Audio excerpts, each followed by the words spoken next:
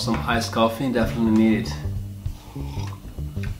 Alright, cool. In today's vlog, I'd like to talk about 3 great books that I rediscovered in my music library and are by Andrew Green, that is a great teacher, jazz guitar teacher. And the first book is Jazz Guitar Structures, that is great. And then I found this in my library, Jazz Guitar Comping, this one, and then Jazz Guitar Technique. 3 really valuable books to study, and I was looking to find something, some idea, you know, to practice. Sometimes you just need to search some idea, maybe on recording, and sometimes even on books. The Jazz Guitar Structures, this one starts with the minor 7 arpeggio, basic minor 7, so you have to know very basic arpeggio fingerings, like for example D minor 7 here, right? Maybe from here. We try to expand also the arpeggio, alright? Maybe there are several ways to play a D minor 7 arpeggio. Alright, so you have several random minor 7 chord, and you need to practice them using the arpeggio, starting from the root, ascending and descending from the 7th. So for instance, if I have A minor 7, I play a C sharp, you have, right, D minor 7, B flat, G, C minor 7. So ascending or descending. You can also try to do some ear training exercises. If you have A minor 7, try to sing the root do and play do do do di, and try to sing the minor 7 arpeggio. So di ba bo bo. So descending from the 7th, D minor 7. Then you have B flat minor 7 from the 7. So di di da do di di di do. Then you have G. Do do da da. Da di di do. Do do da da. So it's a very basic exercise, but I think that not for everyone. I mean, you have to really know the basic minor 7 tried on the fretboard. So there's a lot of way to do this, because if I have, for instance, let's say I have A minor, I can play A minor here. I can also play this one here. I have this one. I have this. Wow. I also have here this one. And then I can try from here. Yeah, a lot of options. The guitar is not an easy instrument. It's not a piano. The piano, you have just you have A minor 7. You have A, C, E, G, and very easy, because you have to just know the notes in the chord and then try to practice them all over the places in any octave. But the guitar is difficult because you have different fingerings, different positions, different shapes on the fretboard, so it could be very difficult in the beginning. But I recommend maybe to start with some basic one, like for instance this one here, very basic A minor 7 arpeggio, or maybe this one, right? Maybe this one. Yeah, so try to find the A note on the 1st string, on the 4th string, maybe on the 5th string, and try to play an arpeggio starting from here. So 1, 2, 3, 4, 1, 2, 3, 4. Maybe from here, maybe from here. Yeah, so this could be a nice idea. Maybe from the 2nd string, A, C, E, and G, right? And try to spell the note when you practice the arpeggio. Do not just memorize the shapes. It's, of course, it's a good idea to memorize shapes. You have to memorize the shapes on the guitar, but you really need to spell the name of the notes. Shapes are good, you really have to know them, but you really have to also know the name of the notes inside each chord that you're practicing. So for instance, if I have C sharp minor 7, I know that my 7 is B, right? So B, then I have a G sharp, E, and C sharp. So instantly I know where to go. Of course I know the shapes, right? But I also need to know the name of the notes. So C sharp, E, G sharp, and B. How about D minor 7? I have D, F, A, C. So D, F, A, C, D, F, A, C, right? D, F, A, C, D, F, A, and C. It's also a really good exercise because it gives you, you have to really slow down the process, especially for guitarists. You know, I come from rock guitar and classical guitar, and you tend to study in a more technical way sometimes without thinking in an harmonic way, so thinking about the notes. So it's very easy to forget about the notes on the guitar. So in jazz, of course, you need to think more, and so you really have to know where to go. And this is a great book. Like I said, it's a Jazz Guitar Instructor, Boosting Your Solo Power. Great subtitle here, and by Andrew Green. So I really recommend to get this book if you're serious about practicing arpeggios for jazz guitar. I mean, not just jazz. I mean, any style that involves chord changes and you know, soloing and improvising over chord changes. So let's say D minor 7. So I have a C, A, F, and D. B flat minor 7, A flat, F, D flat, and B flat, right? Then G minor 7, so G, B flat, D, and F, and C minor 7, B flat, G, E flat, and C, right? So like this, E flat minor 7, E flat, G flat, B flat, D flat. So practicing like this increase also your sight reading. So because you really know where's the E flat on the guitar. So E flat, G flat, B flat, and D flat, right? So next time you're gonna see an E flat, you know, all right, it's here. G flat is here, right?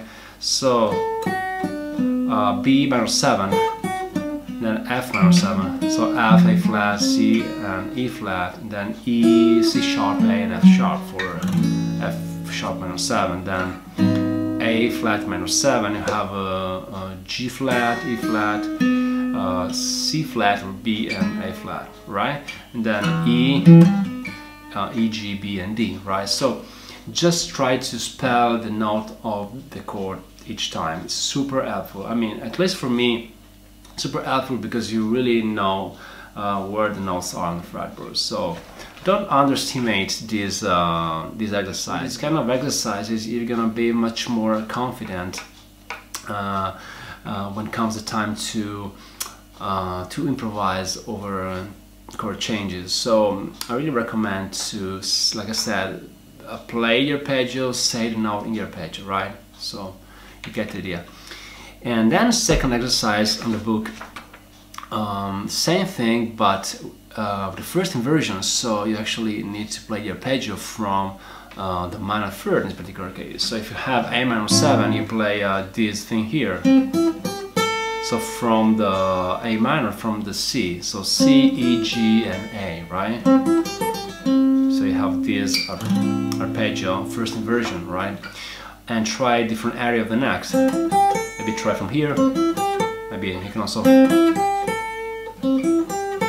Alright, so from the note C, and so you have to reach for the C note and then try to play your arpeggio. Maybe from here. Alright, so from the C note, right? So slowing down the process of learning notes on the guitar, I think is crucial when it comes to time to improvise. And yeah, so for me at least, it's super helpful. So like I said, try to memorize the shape and then try to play arpeggio from the root, from the third, from the fifth, from the seventh. So next exercise is first inversion. So you have this, right, and you have so chords are A minor 7, E flat, D minor 7, A flat minor 7. So then you have E minor 7, so from here.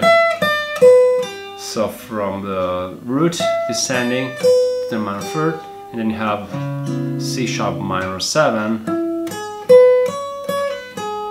This is a nice way to play a minor arpeggio from the minor third. Play this two note here. So starting from right. This is the arpeggio of C minor, but you have to start from here and using different strings, like second string and first string, right? C sharp, right? So yeah, maybe first you have to go through shapes and then try to pick the note. But if you know the shapes, this is a new great exercise, because force yourself to really know the notes on the fretboard, like I said. So E minor 7 and C sharp minor 7. So it would be like, and then C sharp, and then you have, those are G minor and F minor 7. So from root, yeah, because it could be ascending and descending. So if it is descending, start from root and end on the minor third. And if you start on the minor third, ends on the 7. So it would be like or right, then B minor 7, and then C minor 7, right? So yeah, and this way you can also come up with the maybe some new fingerings for you. I don't know. Depend on your level, depend how much you're into arpeggios on the fretboard. Yeah, maybe you come out with a new way to practice arpeggio. Maybe this one to play a C minor. You have 2 notes on one string and 2 notes on the other string. So right. So if you play C minor like this, for instance, or right, it's a very common arpeggio. You also know that you can try to play like this, right? So C minor, then F sharp, and then B flat, right? It's also great to play with a looper. So you have a B minor 7, C minor 7. Try to maybe record these chords first, so you can hear the arpeggio much more clearly.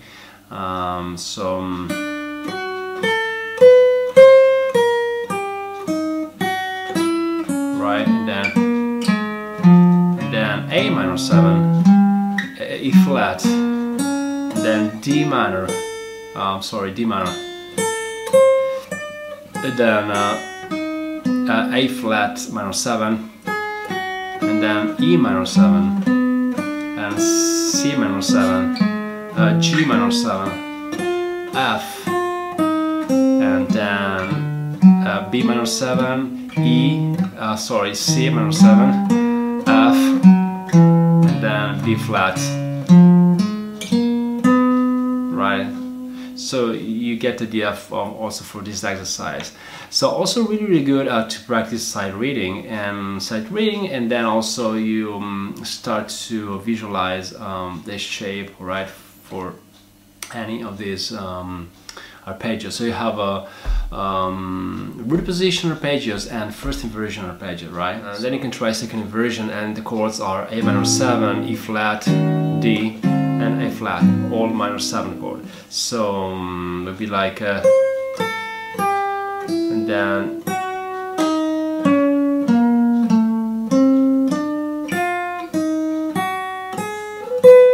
right, E minor 7, from here jump to the G, you have G, E, D and B, then C sharp, G sharp, B, C sharp and E.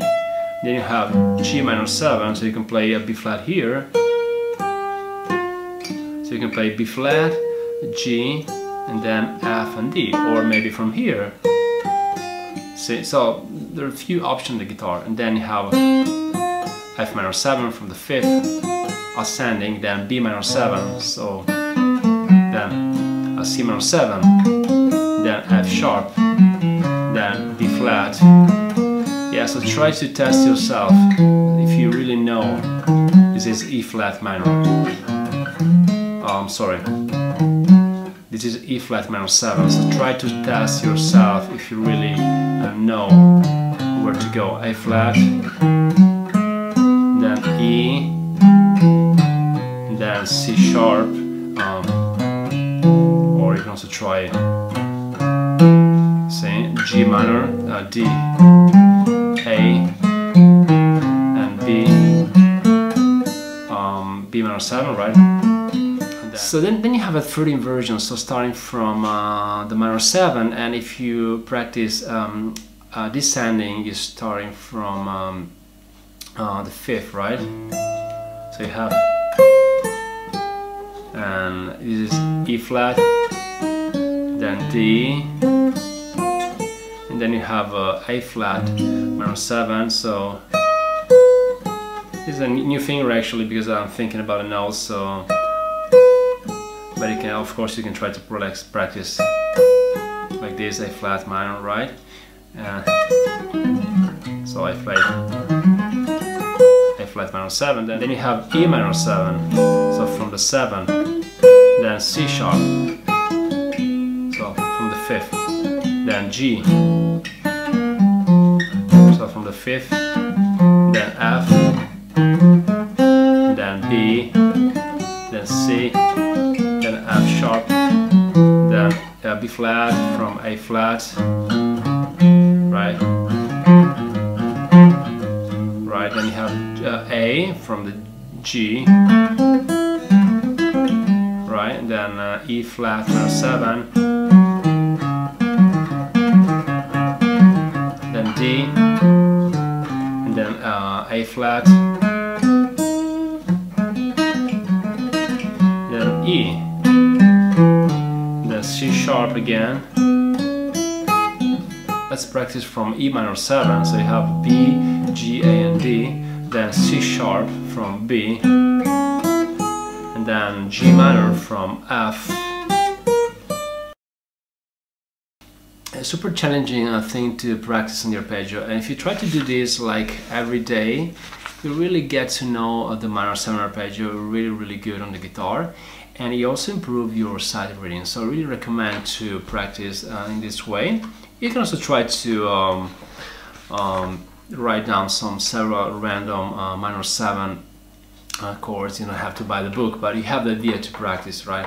If you want to buy the book, this is a great book, and it's called Jazz Guitar Structures, Boosting Your Solo Power by Andrew Green. So I really recommend this book.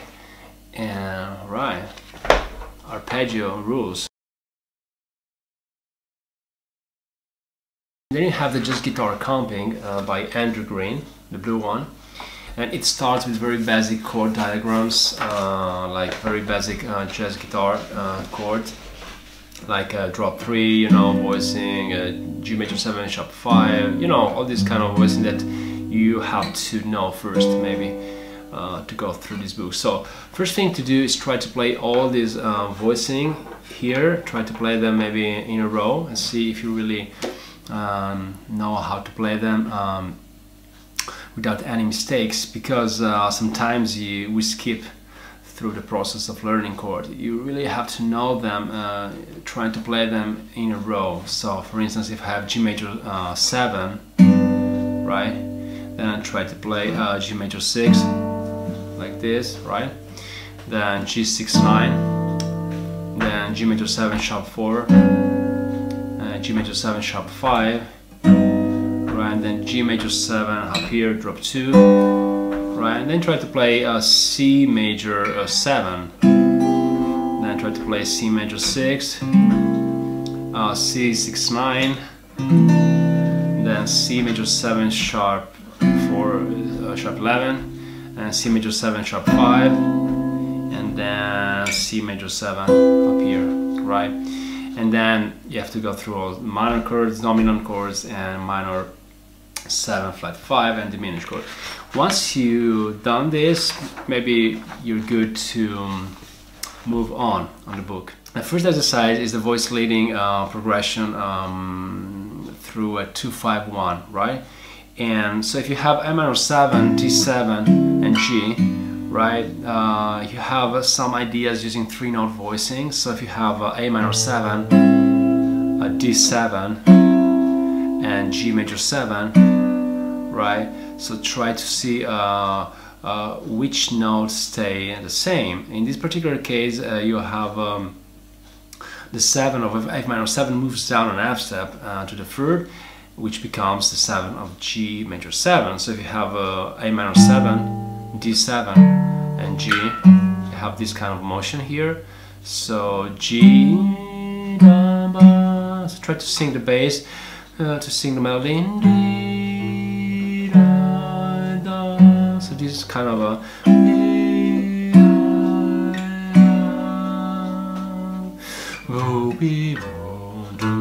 right? So,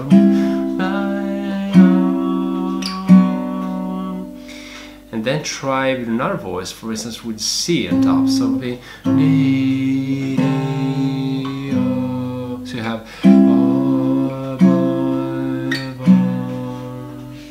alright, and then try maybe to create a stronger resolution. You can try to add some tension on the 5 chord, so you have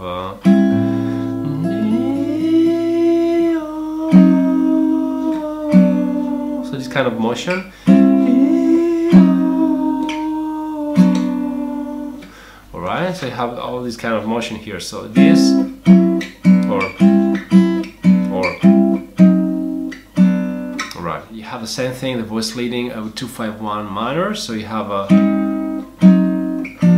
so A minor 7 flat 5, D7 flat 9. So now you have this voice here. So it would be moves chromatically down from G to F. So it would be like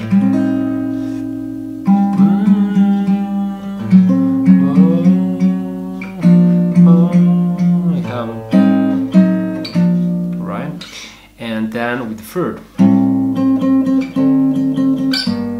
they have this kind of motion. And try to sing them, maybe.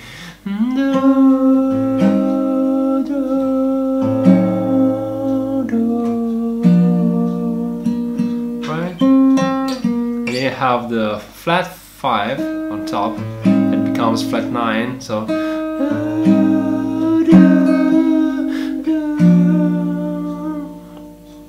in this particular case would be the flat 5th becomes the flat 9 for D7, and then moves down an F step to the 5th of G minor 7. So it would be like right. So you have the idea here. The first thing is get to know all this basic information about the motion of the notes in the 2-5-1 progression, and the God notes, and yeah, so basic chord voicing also, because otherwise it's gonna be very difficult to understand all the rest of the book. And the very cool thing about this book that you don't have chords diagram, except for the very beginning when explain the very basic diagram, like I said, and then you have just notes. So you really have to deal with the notes on the guitar, so as you can see. So you really have to slow down the process of learning. And the very first example that you have here is the half step motion. So you have chords are 2-5-1 progression in G, so it would be like a minor 7, D7 and G major 7, right? And start from this note here, the 9 for A minor 7, and the first chord is this. So A minor 7, that actually happened to be a C major 7, right? So you have a C, E, G and B on top. So you can also see this chord as A minor 7 with the add 9, right? So this chord here. And then if you move down this triad up here, so E minor triad to this triad here with the C on the bass, you have a D7 flat 9 and flat 14, because you have the flat 14 on top, F sharp is the major 3rd, and then you have the D, the E flat, that is the flat 9, right? So and C is the 7 minor 7, So it'd be like this, and then you have D7 and flat 9 and flat 14, and then finally to G major 7. That is actually a triad, as you can see. It's a G triad with the B on the bottom. So G major 7. So try maybe to first record the root. So do, do, do. Also try to sing them. Very great for the ear training. So do, bye, bum. So you have 2, 5, 1. Right. So you have this really nice voicing to know. All right. And then you have A goes to B, F-step motion, but ascending, so from A, right? So the first chord that you have here is A minor 7, very basic drop 2 voicing with G on the bottom, so with the minor 7 on the bottom, so it would be like the third inversion of A minor 7. So if you know all the inversion for A minor 7, this is the third inversion, G in the bottom. So you have A minor 7, reposition, third inversion, and then D7, this chord here. Very common one actually is the Hendrix chord. Maybe you know this chord here. You need to remove the bass, the D, and play just F sharp, major 3rd, minor 7, sharp 9, and flat 13 on top. Right, so you have this, very common, and then move to G major 7, right? So it's this very basic G major 7, right? So the motion here are A, B flat, and B. So 2, 5, 1. Try to sing the root 2, 5, 1, and then try with the chord 2, 5, 1. Yeah. So 2, 5, 1. And also try 2, 5, 1. So half step motion descending and half step motion ascending. 2, 5, 1. See? Let's try the third example. So you have the A that goes to A flat and G.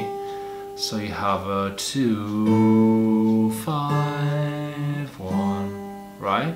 And with the chords 2, 5, 1. So you have A minor 7 drop to second version, and then D7, flat 9, and sharp 11. You can also see this chord as the D plus an A flat major triad on top, right? So you have super nice. Right, let's look at the fourth example. I'm really having fun doing these exercises here. So A minor 7 with the fifth, then you have the motion here is so 2, 5, 1. So A minor 7, 3-note voicing, the Hendrix chord. So and then this is actually the first inversion for a drop 3 voicing here. This one without the note on the 6th string, right? So this voicing here. So you have super nice. So now we have 4 really useful examples. So the first one,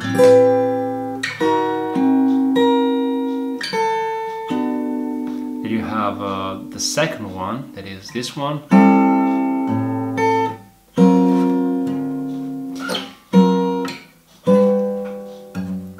Right? And then you have the third one.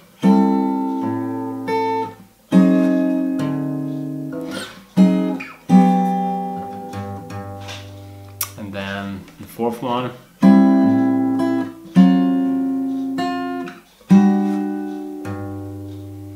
Right, So a lot of stuff like this, and there's more because the book is really full of this thing here. So yeah, I mean, really great book to have if you want to expand your chordal vocabulary.